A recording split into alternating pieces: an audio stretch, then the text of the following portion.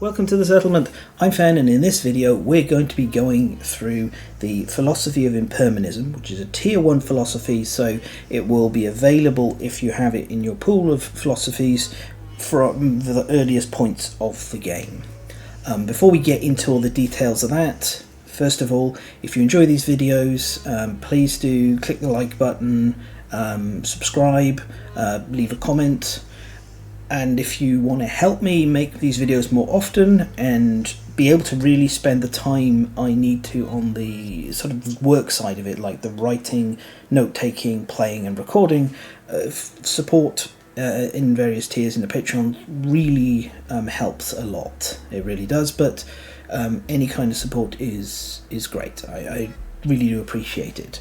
Now, before we get into Impermanism, a couple of sort of little disclaimers. Hopefully I don't get too sidetracked and lose my train of thought, but the key thing here is, as I said in the survivalism video, I'm covering these philosophies from lowest tier to highest tier, and then I'll cover new ones as they arrive on the simulator once I've finished all the normal ones, unless say like Gatherism, if it turns up while I'm doing the tier 2s I'll include it in there.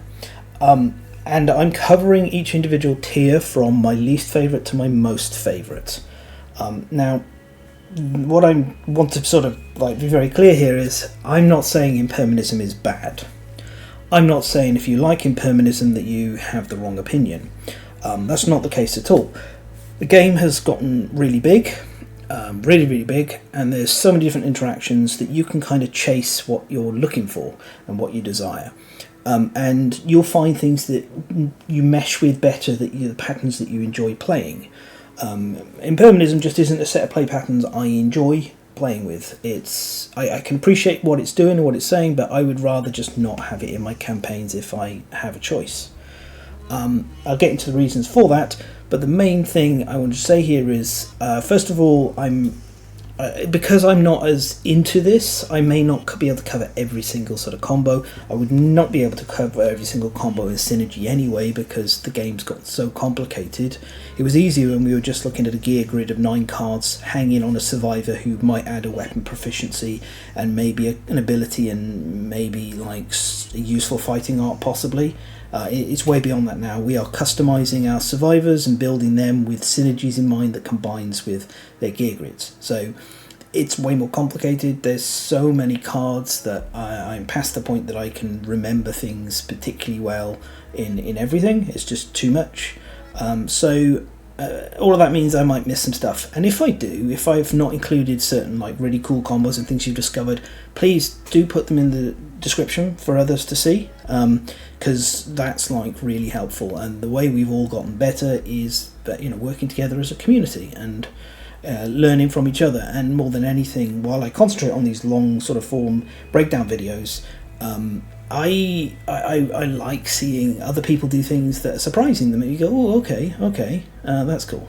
So all of that is to say, if you love Impermanism, that's fine, and do not think I am remotely saying you're wrong to like it. That's not the case. So much of what we got now is so powerful that you're kind of in the world of vibes. I don't vibe with Impermanism, and we'll get into a couple of reasons for that as we break it down. So let's start first of all with a general overview of what Impermanism is trying to do.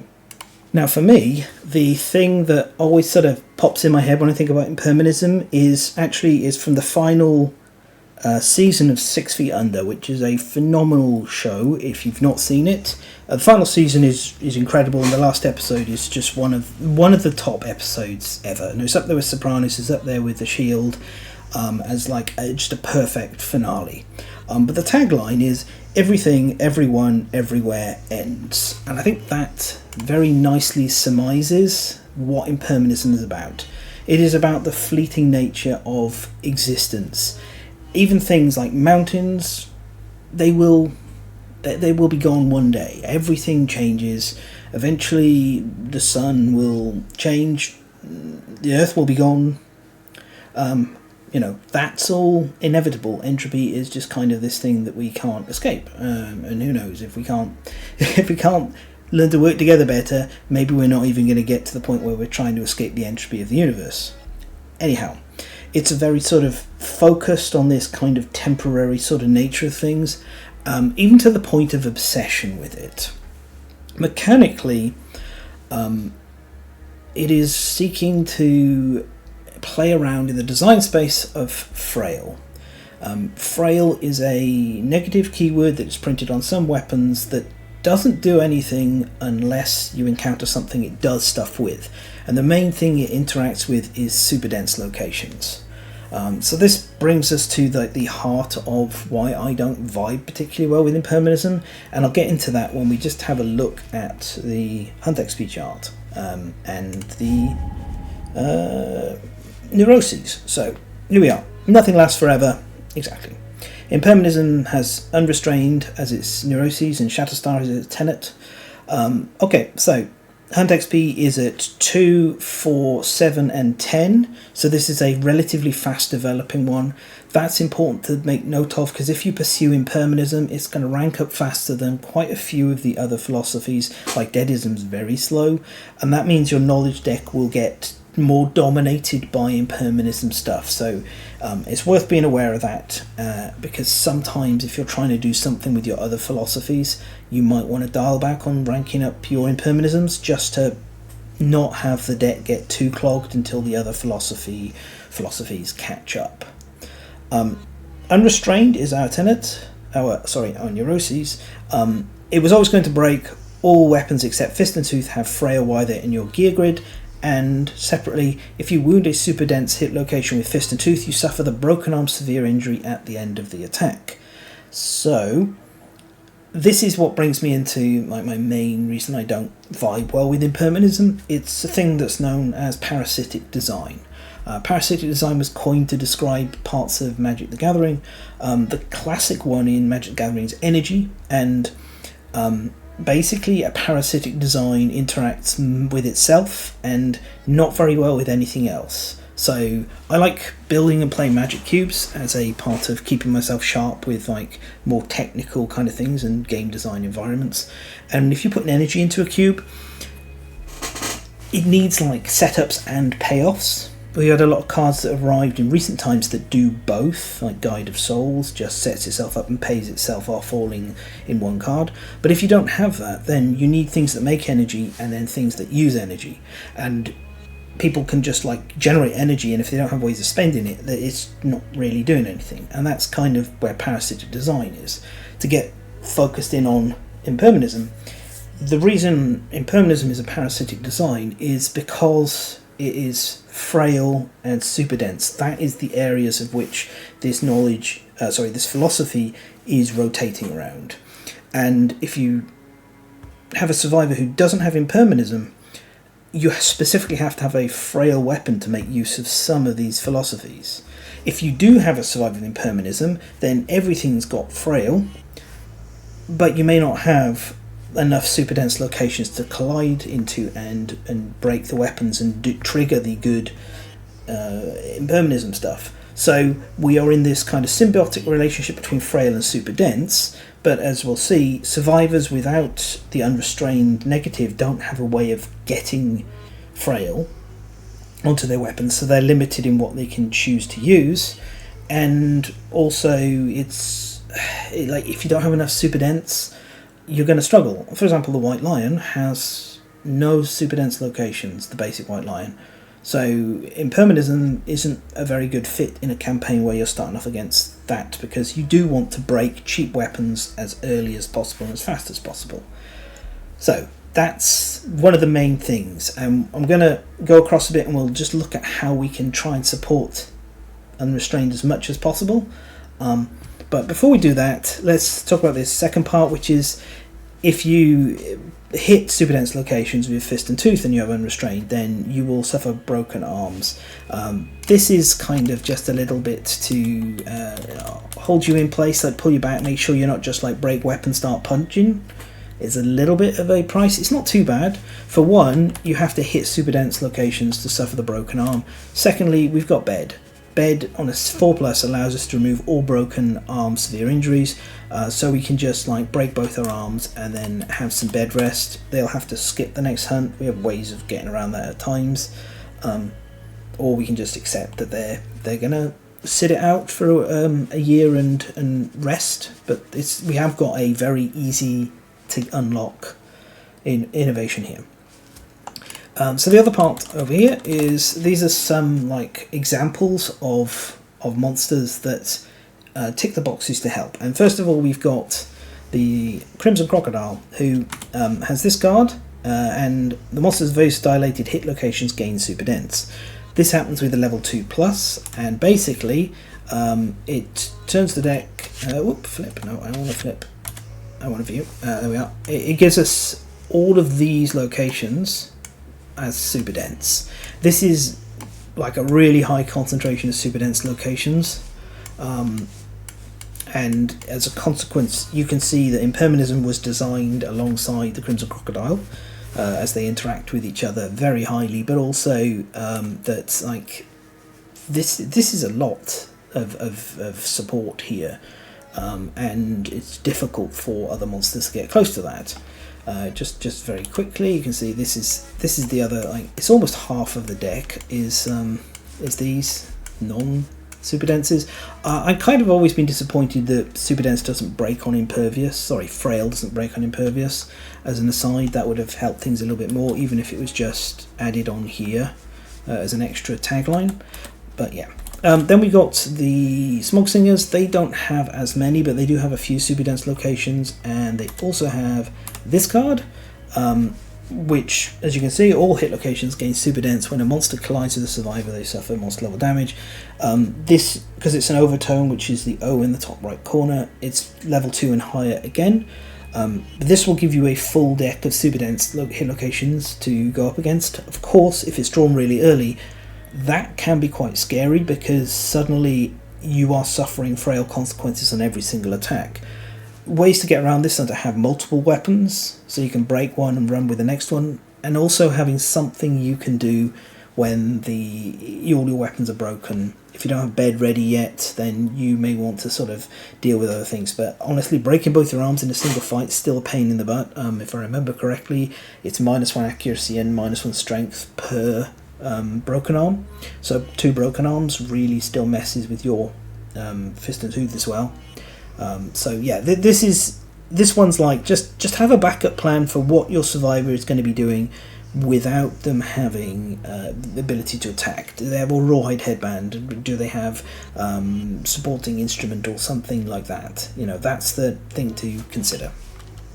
Okay, back over here we got the Dung Beetle Knight, classic. This is a node 4 monster that I feel like it's going to get some buffs in Campaigns of Death, because it needs a bit of a revision to properly make it a node 4 monster. It's always like been node 3.5 to me. But it has all of these super dense locations. It's got 4 here that are in the deck, and look, impervious super dense, love that, love to see that. And it's also got these sentry carapaces that it'll have and sometimes rebuild, so it's a pretty good monster to go up against if you want to be progressing stuff or taking advantage of the super dense frail interaction bonuses. So that's there. And also in node 4, another monster that needs a little bit of work and revision in Campaigns of Death in order for it to actually feel like a node 4 monster. We've got the Lion God, who has 5 super denses, and there's sort of like, out of the rest of the deck, it's about a third of the deck-ish, a little bit less than that. But yeah, that's like some good examples. One I didn't put out is the Butcher. The Butcher has less super dense locations, but also has a smaller hit location deck, and it's constantly reshuffling the deck, so it can be quite good as well. Yeah, so the other thing to think about is with this, hit location scouting becomes considerably better, because you really do want to be able to line up your super dense locations and your frails with each other when you want that to happen. And when you don't want it to happen, you want to be able to avoid it. And so hit location control becomes a lot better. One of my favourites is, in fact I didn't put it out, but let's get it, is the Blood Compass Lantern. I really like this. Again, it's more Crimson Crocodile synergy, but it allows us to discard all hit locations drawn at the cost of Bleeding Token to redraw. So we can try and get into that super dense hit location to get the result we're looking for via the blood compass lantern. So you can look out for things like this, or just the old classics as well, to kind of try and scout your way through, which is very, very helpful. Right, so now we have our Tenet. This is Shatterstar. So Shatterstar 1, it's 1 cost, 1 Lummy. I'm just going to call that 1 cost. When you attack with a frail weapon, it excites you and you gain +1 strength until the end of the attack. And whenever you attack with a frail weapon, you gain 1 observation. 4 observations advances is to Shatterstar 2. This is like really easy to level up. Even attacking the White Lion with a bone sword would still progress this. So this one here is not a big deal. You should be able to get this done in a single showdown, basically, as long as your survivor doesn't somehow get themselves killed before the end of it, or break their weapon before they get there. So pretty straightforward. It evolves into Shatterstar 2, which costs 2. Again, attack with a frail weapon gives you excitement and +2 strength until the end of the attack. So it's twice as good now as previously. +2 strength is actually quite a significant boost in the earlier game, so that's pretty great. The observation is where things get a little tricky. So we have to archive frail weapons to get observations. We need to archive 3 frail weapons, and we've already sort of looked at the kind of things we need to be doing with that. If we're fighting monsters that only have 1 super dense hit location in the deck, which is quite normal for the average monster, we're really looking to hit the trap and reshuffle and try and break another weapon. Like, ideally you get this done with 3 bone swords in the first possible fight you can manage. And then you're like, okay, job done, great, and you get Shatterstar 3. But this can be something that just becomes incredibly difficult to rank up, and you don't really want to be archiving good, expensive weapons. So I have seen people who've played with Impermanism who they don't get this finished, because it can be difficult lining it all up, and that's why I talked about parasitic design before. This is one of those points where it is intensely like saying, hey, you need to have a frail weapon, you need to hit a super dense location, and you need to archive that weapon as a result of that. It's not even like you can, if you archive frail weapons through other things, you can get advances, but it's quite hard to do that. There's like the Gorm, it's a basic hunt event, but I think it's like Gorm Vomit Pits that lets you reduce, like, archive weapons back to their basics.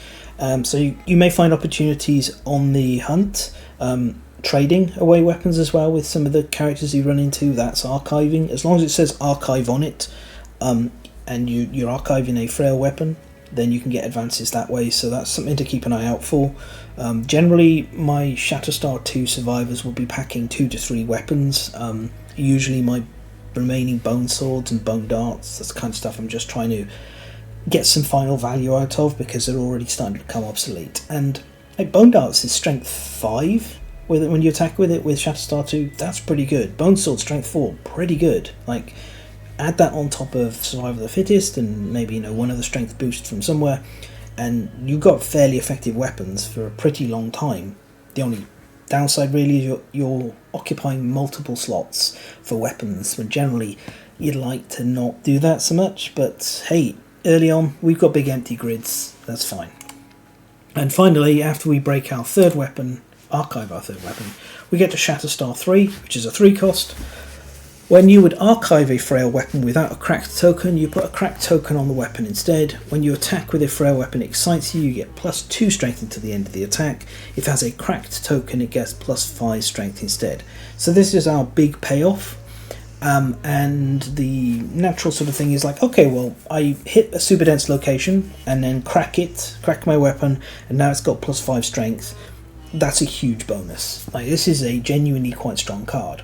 But we can also do some cheeky stuff with this, because if we're supposed to archive frail weapons, we don't, and we get to put cracked tokens on them. And look at this weapon here that says archive this card for 1 automatic hit that inflicts a critical wound. Hey, we can take a Founding Stone with us. We can throw it. We can put a cracked token on it. By the way, disappointment that there are no cracked tokens in the Gambler's Chest box. I know we have generic tokens, but I'm disappointed there's not a token with cracks all over it for this purpose. Anyway, to get back, suddenly it becomes 2 speeds, 7 plus, and then you've got plus 5 on the strength. 2 speed 7 plus 6 strength is quite a good weapon. But we can also be cheeky because we're allowed to carry multiple weapons in our gear grid. We can have a ton of founding stones in a gear grid, and if you throw one, it gets cracked. If you throw it again, it actually gets archived, and then another one of the duplicate weapons in the grid becomes like it gets all its text back because of how it works. If you have multiple of the same weapon, one has all its text, the others just have their stat profiles and negatives, and you can just like break the founding stones and throw it. So you could have 5 founding stones, and that could be 10 automatic wounds against a monster. This isn't particularly new. We used to do this with founding stones against the Watcher, but it's very much an intended part of the play patterns of Impermanism. As we go up the ranks, we're even going to see it expressly like encourage you to do this. So yeah, Shatterstar 3, very interesting, has some neat stuff, and also in the hands of an Impermanism survivor, we can be cracking other weapons that aren't naturally frail in order to get some crazy strength values on them. Although once a weapon is cracked, we start to need being like more careful, and that again leads us back to our design of which quarries we pick if we want to play with Impermanism. We do want to hold that in mind. We might want to have our node 3s and 4s have less super dense hit locations, so we can crack and then hold on to the rest. So yeah. Okay, let's look at rank 1 then. Right, everything ends, rank 1. I'm not sure if this is a deliberate reference to that very tagline I talked about, but it is the thing that reminds me of that. Although everything ends is not just exclusive to 6 Feet Under, it's kind of a it's more of a phrase like memento mori that's just kind of in human consciousness. What is everything when everything is fleeting? You are consumed by the end of everything. The last bite of every meal sticks in your gut. The hapless feeling of a trusted weapon crumbling in your hands preoccupies your thoughts. The final cries of life ring in your ears. Gain a lummy, roll 1d10. Lummy, Loomy. I want to say Loomis every time, but that's the guy from Halloween and something else. Anyway, let's get back to this. So, you roll the d10. On a 1, you morbidly follow anything that breaks or dies. You are perpetually late, electing to attend the last moments of every event. You gain +1 lummy and a random disorder. You do not show up the next time you're needed, and you must skip next hunt. Okay. 2 to 8, we get anything can become nothing in the blink of an eye. You decide to stop blinking. Pebbles under your eyelids keep your searing red eyes open. Set your survival to 0, gain hardy ego. On CC6, the sight of you causes survivors to retch. Seeing their meals returning in gouts of vomit makes you wonder if everything that disappears cannot return transformed. You also add hardy ego to the forum so somebody else can get it. On a 9 or a 10, the relief of survivors returning to the settlement is lost on you. Flecked with spittle from your shrieking disappointment, they cannot help but ponder your unsettling reaction. All returning survivors gain +1 lummy, and then with CC12 higher at rank 1, you gather the remains of any broken or spent object and gain a random basic resource. There's a nice bonus. That's like, once we get an impermanent survivor, we get an extra random basic resource. So, we have here hardy ego. 1 cost knowledge. When you would suffer a brain trauma, instead draw 2 knowledges. Replace this with one of them. The classic, the absolute classic, hardy ego could be anything. It could even be a hardy ego. This is a good philosophy and knowledge. There's no getting around it. It's cheap. It's a nice bit of protection. In particular, deadism survivors who have like insanity set at 0 and can't normally easily gain insanity unless they have it set to a number would appreciate this because it's a little bit of extra protection against brain trauma. Hard ego is a bit less valuable if you're playing Accept Darkness, so that's kind of something to consider. Impermanism is a little bit better if you've chosen Collective Toil over Accept Darkness. So yeah, I don't have any real negatives to say about this. It's one of the ones that I think is just a good solid workhorse, nothing to write home about. You don't hate it. It's not really blowing you away, but getting extra knowledges, your choice of 2 knowledges, can can be really profitable because you might draw a knowledge that has a 4 or 5 cost, or even possibly higher, and you just get that for the cost of 1 and not having to suffer a brain trauma. So I think it's good. I like Hardy Ego. Rank 2, Nothing Ends. You listen to the shrieking grief and the soft laughter of the settlement, attacked by the chaos within you and the commotion without. A deep breath stills the world for a single moment. You cultivate the peace, subtracting the world from yourself. You are unstuck in time. I really like that last sentence. It's really nice. And I love this artwork as well. We gain 1 Lummy, we roll a d10, and on a 1, time stops. Your ears fill with the echoing of beating wings that neither approach nor retreat. Nothing moves, it simply flashes from one place to another. Set your insanity to 0 and gain anxiety. So there's a chance this might be a Phoenix reference. Time stops and beating wings kind of suggests that. But who knows? It's hard to say for sure. Otherwise, it's your classic, you've rolled a 1, enjoy the punishment, you idiot, why didn't you roll better? 2, 3, 4, 5, and 6, 7, 8 is time races ahead. Beloved friends dissipate from view. Lanterns tumble to the ground. Your heartbeat becomes a single spreading boom inside your chest, and you gain the knowledge Deconstructive Mind. On CC 9, ahead everything is erased. You are plunged forward through a tableau of decay. Your affection for tangible things is like an anchor tearing at your limbs as they are compelled forward. You cut the rope. Nothing will hold you to the pain or joy of this world. Remove all your disorders and set your insanity to any value between 0 and 10. Why would you pick other than 10 or 0? Who knows? But it is nice to have the options of choices. I think this is an okay little bonus on top of Deconstructive Mind. 9 or 10, time turns back. Your flesh burns as it tears away from the present and remembers the vigour that has passed from your exhausted body. Gain +1 understanding, +1 Lummy, +1 strength, and you cure 1 permanent injury. Now, obviously this is the really nice result if you've already unlocked Deconstructive Mind, so it's just there. You'll notice though as well, we're not getting a lot of knowledges, like options for knowledges per rank, so generally once we've ranked up 1 Impermanism Survivor once, we're not going to unlock anything new for later rank ups on other survivors, which is helpful given how fast it develops. Deconstructive Mind costs 2, and it has 2 stages. Thoughts are not permanent. When you gain a disorder, you may replace one of your disorders with it, and each time you use Deconstructive Mind, you advance this by 1. So, a couple of things to note. It's optional. You can still take the extra disorder. You're always going to have at least 1 disorder, because if you don't have any, you can't do the replacement effect. So, we can do this 5 times. Before it evolves on the 6th one, and we'll get back to that because Deconstructive Mind 2 is a 4 cost, and when you gain a disorder you may gain 1 Lummy instead, limit once per lantern year. Okay, this is worse than Deconstructive Mind 1. The reason is Deconstructive Mind 1, if we use it 5 times and then we don't use it anymore, we can get rid of it and replace it with a new knowledge, and it'll stay in the deck, and that'll provide another survivor 5 more protections from gaining additional disorders.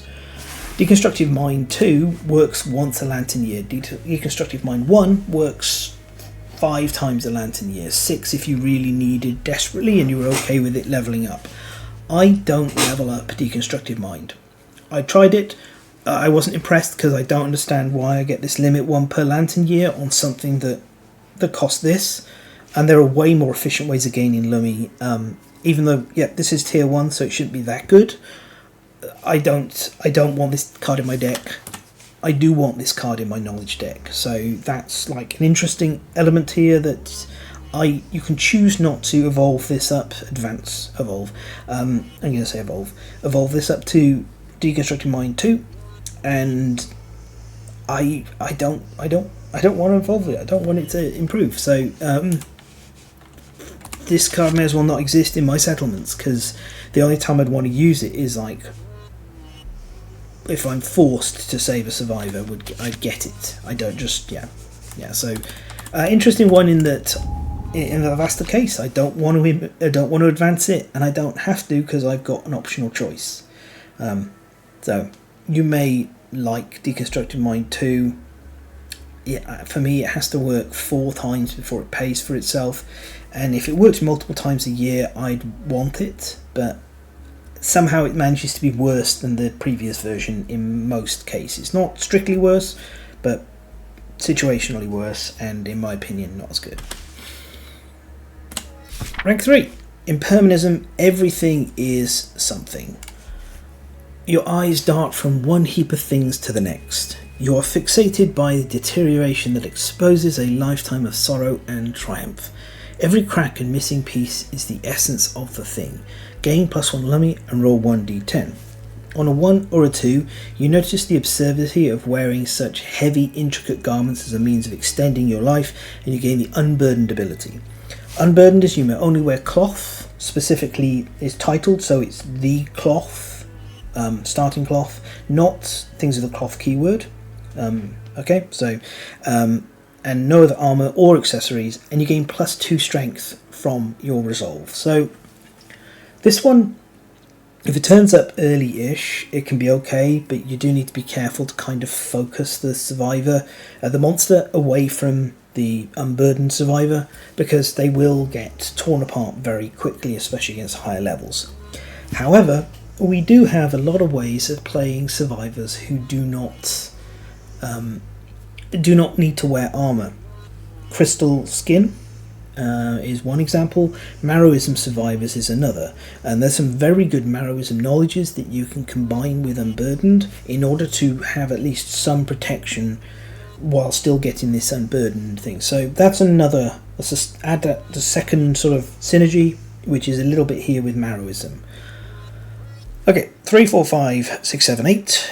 You consider the moment at which a thing degrades until it is no longer itself. Is a sword still a blade? Is a sword without a blade still a sword? The moment of inversion is a powerful transformation, and you gain the knowledge, the breaking point. In addition, at Collective Cognition 13 or higher, you find an enormous stone face and push at it with your feeble hands. You exert yourself past the limit, and in that moment you feel it move. You gain +3 insanity and +1 strength token the next time you depart. This is like a little reference of hysterical strength, which is that our brains naturally limit how much power our muscles put out, because we could damage our own ligaments or even potentially break some bones, but it is possible under desperate circumstances for like the body and the brain and the nervous system to agree and go, this is important enough, we're just going to go all out. So that's kind of a fun sort of background bit to this. And then on a 9 or a 10, you pick up a weapon you can tell is already crumbling from its overuse. Its future non-existence imparts a gleam to its edge and gain the inevitability. Inevitable.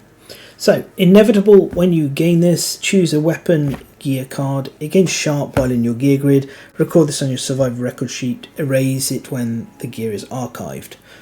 Effectively, you get to pick your own, not quite irreplaceable weapon, but sort of. It's a nice ability. Sharp is pretty good. Of course, you now have a weapon you don't really want to line up with super dense locations, but is a little easier if you've got Shatterstar 3 running, because that will at least give you some protection from archiving it, at least on the first mishap. You're already seeing here though that Impermanism survivors are quite offensively orientated about dealing damage, not really about taking hits. With CC 15, we also get some introspection. You feel the moment passing and attempt to salvage something broken, and again a random basic resource. Just a nice little bonus. Right, so again we have one little knowledge to look at. Here it is, the breaking point. 1 cost. You take a note of when things break. +1 luck to wound attempts on hit locations with a persistent injury. Again, this is another little sort of piece of parasitic design. If a monster doesn't have persistent injuries, which I can't think of any that don't off the top of my head, but then, who knows, there might be now or in the future, then this doesn't do anything. And if you don't line up the attacks with the persistent injuries, the +1 luck's not going to help either. But if you are doing that, if you are hit location scouting in some form, even maybe manipulating and changing the order, then you can take advantage of this. So it's also like any survivor can make use of this to deal a little bit of extra offense, and if they have more luck they can stack on it. Extra luck is nothing to sneeze at. This is a very cheap point of extra luck, but it's quite sort of focused in the same way that the vertebrae net is. This is a vertebrae net.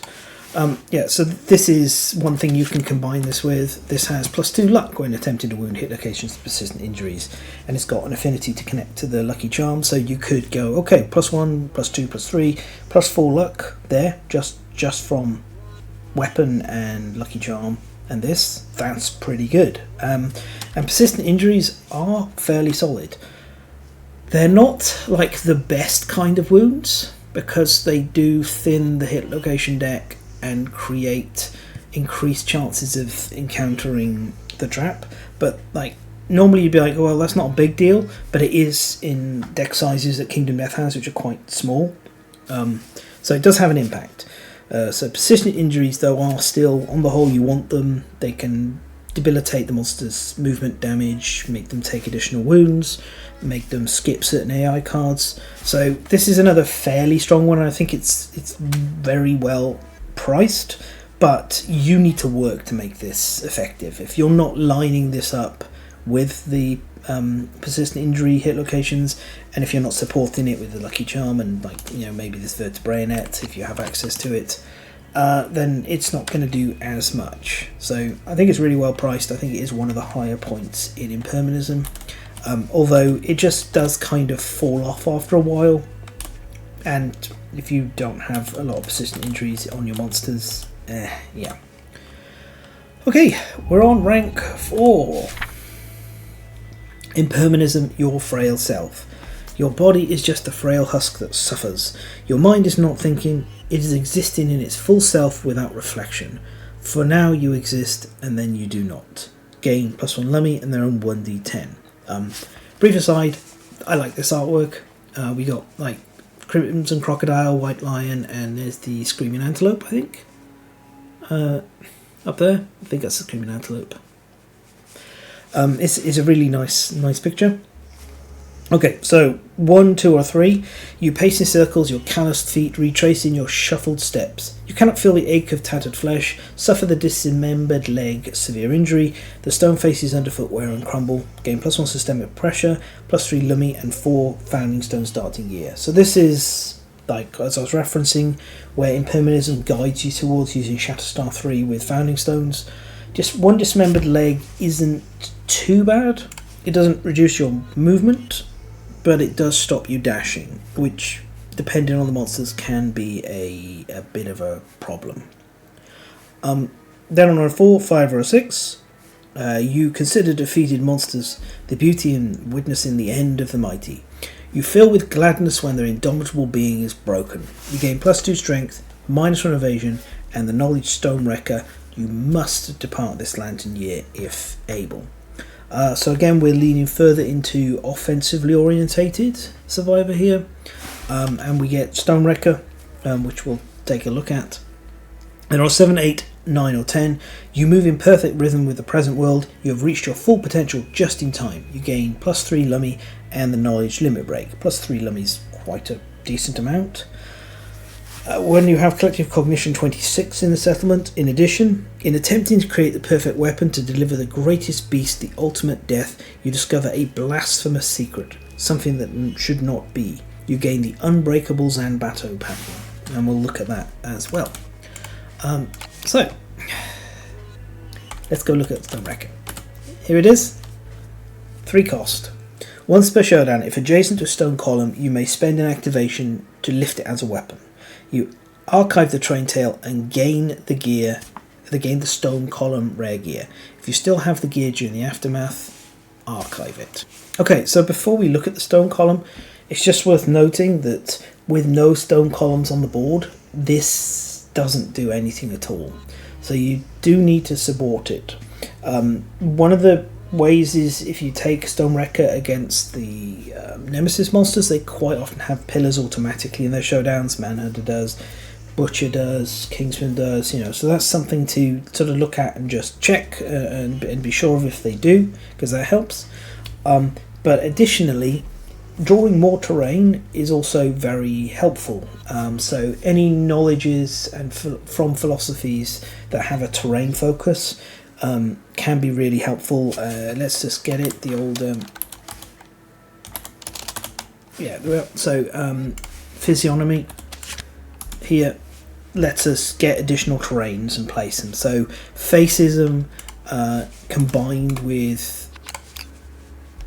Stonewrecker with Impermanism is a little bit of synergy there, which is quite nice. One of the things I don't have in my mind, and I can't quite remember, is if Gatherism, which also does do some terrain, has a form of stone column. I don't believe it does, but if it does, just pop that in the comments to confirm, and then it would apply as well. But if not, Facism is like our primary sort of helper here.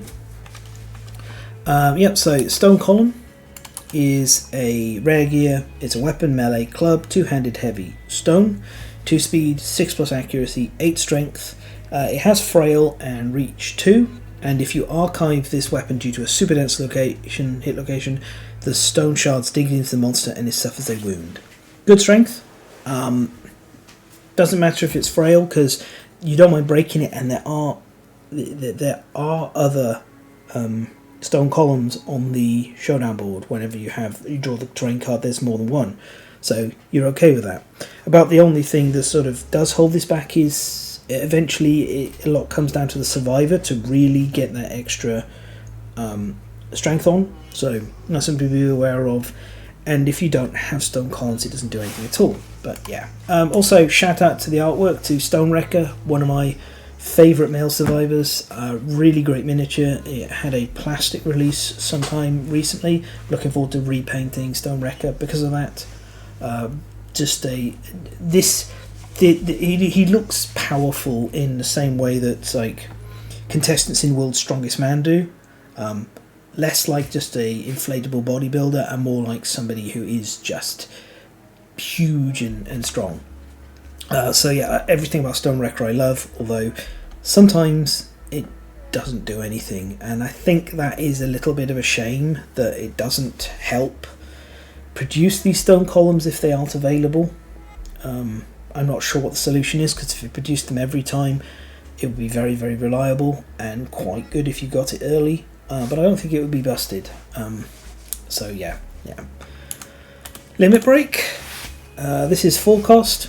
At the start of the showdown, you may press your breaking points. If you do, you gain +1 movement, accuracy, evasion, strength, and luck. You will die during the aftermath, but not before passing on what you have learned in the So in the aftermath, you nominate another survivor, and they gain the limit break knowledge.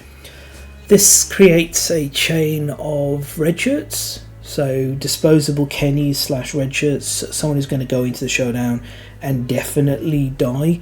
I think it's a shame that you have to do this at the start of the showdown, and you can't have it instead as kind of a panic button. I mean, sure, limit break, it's representing, like, takes time to build up and trigger, but it would have been nice for it to do that.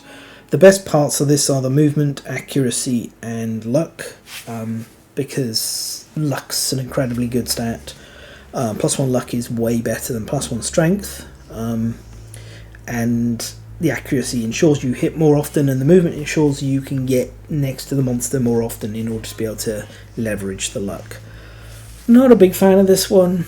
I mean, there are some interesting things, like you can combine it again with Deadism, and if you have like the Deadism survivor with Dead Again I think it's called, when they die, they get like a new sort of like version of themselves, turns up at the settlement as it with like more or less blank. So you can kind of do some stuff with Deadism survivors and not lose population, but you are losing progress because whatever survivor is using limit break isn't gonna make it any further. I there is also ignore dying stuff. I don't know for sure if undeathable works. It doesn't say that you die and it can't be stopped. Like, it's not a uncancelable death, so that may be another option. Use it with green, the green charm. But yeah, it's not my style. It's just, that's the reason why I'm not completely familiar with all of the different tricks you can do with it, because I played with it a bit and I was like, huh, okay, that's neat, but like, didn't engage me in the way that Stonewrecker does. Okay, Unbreakable Zambato. So the Unbreakable Zambato first of all appears as this pattern for you. It costs 1 Lummi, 1 Endeavour and 1 Zambato to craft the Unbreakable one. The Zambato, as you can see, costs a perfect bone, 3 scrap and 1 hide, and needs heat in your settlement to be able to make it. The Unbreakable Zambato is baseline almost exactly like a normal Zambato, so it is a weapon melee grand, 2-handed bone and mineral. It's got 1 speed, 6+ accuracy, 6 strength, slow, frail and devastating 1. The Unbreakable Zambato is also unique. And then the unique thing for the Unbreakable Zambato is if you archive this due to a super dense location, you gain the Shattered Blade Innovation. Here's a Shattered Blade Innovation, which you can reforge. You spend 1 organ and archive it and gain the Unbreakable Zambato pattern gear to get it back. And with every reforge, this weapon gains +2 strength for the rest of the campaign, and you keep a track of that on your settlement record sheet. Have a little section like titled Unbreakable Zambato and then like plus whatever strength. The earlier you get this, the better it is going to be, because if the Unbreakable Zambato turns up later, you don't really have the time to build the strength on this. So you are reforging it each year. If you can break it each year and reforge it, it will gradually progress upwards, is what I'm trying to say. But if you got it, so you've got it in Lantern Year 10, then by Lantern Year 20 you could have possibly had 10 years of +2 strength for an extra 20 strength. So that's incredible. But if it turned up in Lantern Year 19, it would just be a strength 8 weapon. And again, we still need to successfully line up the weapon with the super dense location, and we need to break it. We need to archive it. Shatterstar 3 isn't going to help us. Sure, the crack token gives us more strength on it, but we need to break it a second time in order to get back to the Shattered Blade. So there's a little bit of friction there, and generally, the Zambato is an amazing weapon. Back when the game was more simple, the meme I used to like was just craft a Zambato. Used to be just a thing I like to meme around with, and I'm really pleased the game has evolved beyond that, and we've got so many other good options. This one, I think you make it if you get the option to make it. I think it is one of the best parts of Impermanism. You want to push to get this done as early as possible. So if you're playing with Impermanism, you might want to hold on to the first perfect bone you find in order to try and rush making a Zambato, so you're ready to do this if the opportunity turns up. Okay, there we are. That's it. That's Impermanism. As I say, I appreciate some of it. There's some bits I really like. The whole concept I think is very enjoyable. I just don't like how things play. I don't like how Deconstructive Mind is. It's really weird that I want this and I don't want this. And I just don't like how Limit Break plays. It feels like it could have done more, but it's not super expensive. And I think, Hard Ego's alright, and Shatterstar 3 is genuinely very good. It's just, ultimately for me, having to be in this world with, you need super dense locations. I think I would engage with Impermanism more if there was a knowledge gained at rank 1 here with Hardy Ego, and it allowed you to swing harder and cut deeper. And it would just be like, choose a hit location. This hit location gets super dense until the end of the attack, and you get extra, higher strength probably, or maybe some extra luck. But that would allow you to guarantee breaking things, and it would give survivors who are trying to use Impermanism stuff without having the core Neurosis, other ways of doing it. It's just that's the little piece that I feel is missing here. Is it just needs a way of interfacing with the rest of the game, and having a knowledge that would let you do that will put me part of the way there. You know, it's a lot to pay. You'd be paying like one slot for that knowledge, and then another slot for your other like synergy knowledges. But it would be nice. So that's it. Next time we'll be covering my third most favourite, but I will say between second and third there is virtually no gap, so I'm just going to be doing them in some arbitrary order. I'll figure out which, but yeah, that's Impermanism. That's sort of my thoughts on it. As I say, I am not as experienced with Impermanism as I am with other knowledges and philosophies, so if there's other neat tricks that you've learnt along the way, please do share them in the comments. Greatly appreciated. It's lovely to learn from other people. It's always great, especially as this game becomes more and more complex. And that is it. So until next time, as you take your bone swords and bone darts and bone axes and zambatos out there into the darkness, happy hunting.